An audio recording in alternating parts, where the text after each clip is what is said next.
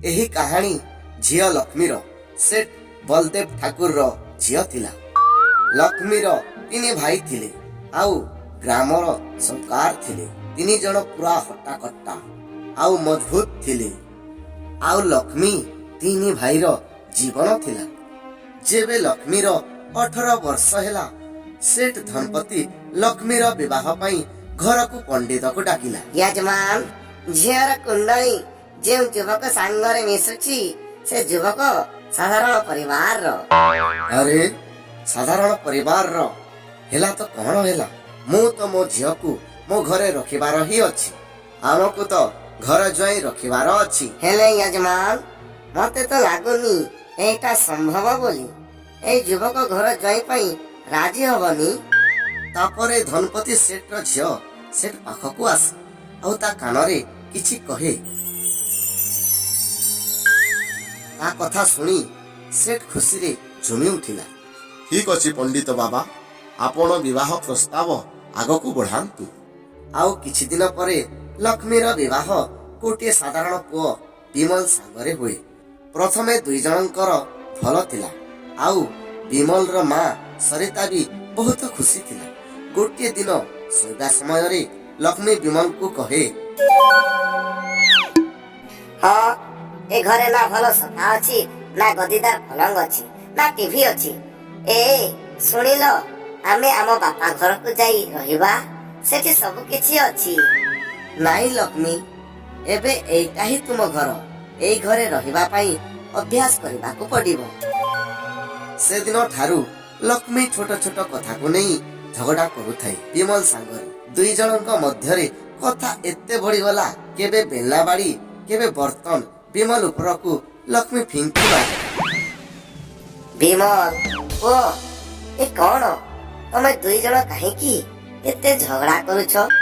मां ए कौन कहूछि ता सांगरे जाई ता बापा घरे मु रहिबी घर ज्वाई होई। हेले मु केमिति जीवी सेति पाई प्रतिदिन झगड़ा करूछि। बेटा तू गोटे काम कर, तू भल की बुझा एइटा ही एबेठू तो घर बोली। तार दिन लक्ष्मी विमल को घर को जीवा पाई पुणी झगड़ा करे। आपण मो सांगरे आस घर को चालो। आपण को एठी करबा परी रहिबा किछि दरकार नाही। मो बापा घरे सब किछि अछि। मु तुमको केते थर कहिछि मु घर ज्वाई रहिबा को चाहुनी। सुन कहि दउछि तमे जदि तुम इच्छा रे मो सांगरे जीवनी तो मु मो भाई को कहि तुमको उठाई देबी।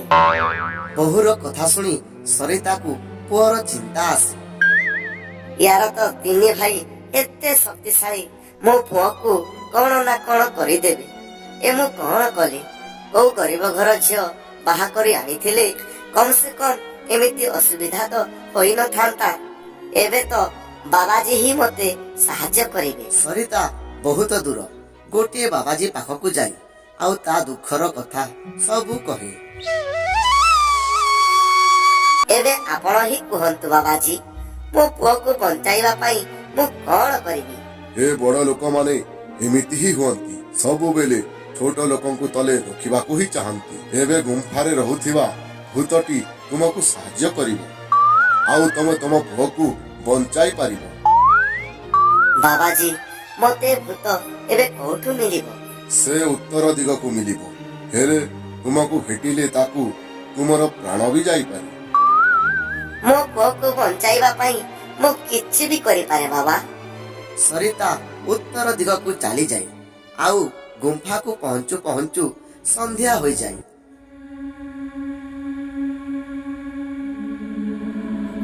के अछ?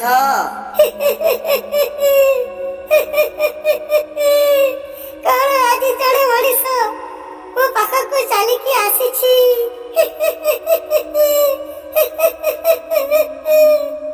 ହଁ ମୁଁ ଆପଣଙ୍କୁ ଭେଟିବାକୁ ଆସିଛି। ଭେଟିବାକୁ? ହଁ କହ କହ କି କାମ ଅଛି? सरिता भूत को ता कहानी कहे।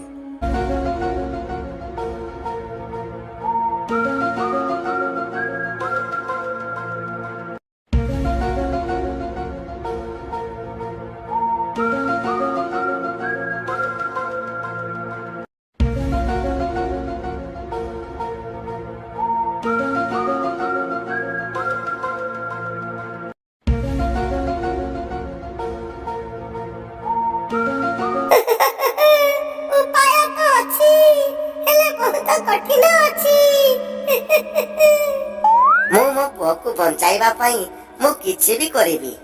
ତତେ ମୋ ଉପରେ ପଡ଼ିଥିବା ଅଭିଶାପ ତୋ ଉପରେ ନେବାକୁ ପଡ଼ିବ। ତାପରେ ମୋର ସବୁ ଶକ୍ତି ତୋ ଉପରେ ଆସିଯିବ ଆଉ ମୁଁ ଆଜାଦ ହୋଇଯିବି।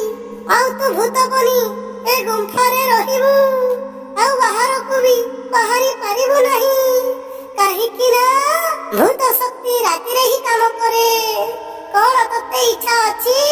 ମୋ ପୁଅ ବିମଲକୁ ବଞ୍ଚାଇବା ପାଇଁ ଯଦି ଭୂତ ବି ବନିବାକୁ ପଡେ ତ ମୁଁ ରେଡି ଅଛି। ଭୂତ କିଛି ଯାଦୁ କଲା ଆଉ ଭୂତର ସବୁ ଶକ୍ତି ସରିତା ଉପରେ ଚାଲିଗଲା। ଭୂତ ଆଜାଦ ହୋଇ ଗୋଟିଏ ମହିଳା ବନିଗଲା ଆଉ ସରିତା ଭୂତ ହୋଇଗଲା। ସେପଟେ ପୁରା ଦିନ ହୋଇ ଯାଇଥିଲା।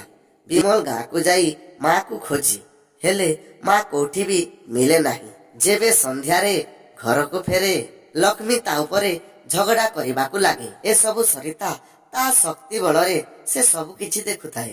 ଆଉ ସେ ସମୟରେ ସରିତା ଭୂତ ବନି ପହଞ୍ଚେ। ସରିତାକୁ ଭୂତ ରୂପରେ ଦେଖି ପାଦରୁ ମାଟି ଖସିଯାଏ। ତାପରେ ସରିତା ଜୋର ଜୋର ସେ ହସିବାକୁ ଲାଗେ।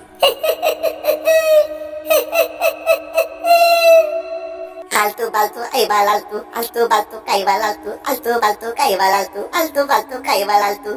ଯେମିତି ସେମିତି ରାତିରେ ଲକ୍ଷ୍ମୀ ଶୋଇଯାଏ। ଆଉ ସକାଳ ହେଲେ ଏବେ ମୁଁ ମୋ ଭାଇଙ୍କୁ କହିବି ଆପଣ ମତେ ବାଡିରେ ମାରିଛନ୍ତି। ଲକ୍ଷ୍ମୀ ଘରୁ ବାହାରିବା ବେଳେ ସରିତା ହାତକୁ ଲମ୍ବା କରି ଲକ୍ଷ୍ମୀର ଗୋଡକୁ ଧରେ। ତୁ ଘରୁ ବାହାରକୁ ଯାଇପାରିବୁ ନାହିଁ। ପୁଣି ଥରେ ଲକ୍ଷ୍ମୀ ବେହୋସ ହୋଇଯାଏ। ପୁଣି ଯେବେ ଲକ୍ଷ୍ମୀ ଝଗଡା କରିବାକୁ ଯାଏ ସରିତା ମଝିରେ ଆସି ତା ପୁଅକୁ ବଞ୍ଚାଇ ନିଏ। ଆଉ ବେଚାରୀ ଲକ୍ଷ୍ମୀ ଭୂତକୁ ଡରି ଘର କୋଣରେ ବସି ରହେ। ଆଲତୁ ବାଲତୁ କାଇବା ଲାଲତୁ, ଆଲତୁ ବାଲତୁ କାଇବା ଲାଲତୁ, ଆଲତୁ ବାଲତୁ କାଇବା ଲାଲତୁ, ଆଲତୁ ବାଲତୁ କାଇବା ଲାଲତୁ, ଆଲତୁ ବାଲତୁ କାଇବା ଲାଲତୁ। ବିମଲ ଦିନ ରାତି ତା ମାକୁ ଖୋଜି କାନ୍ଦେ।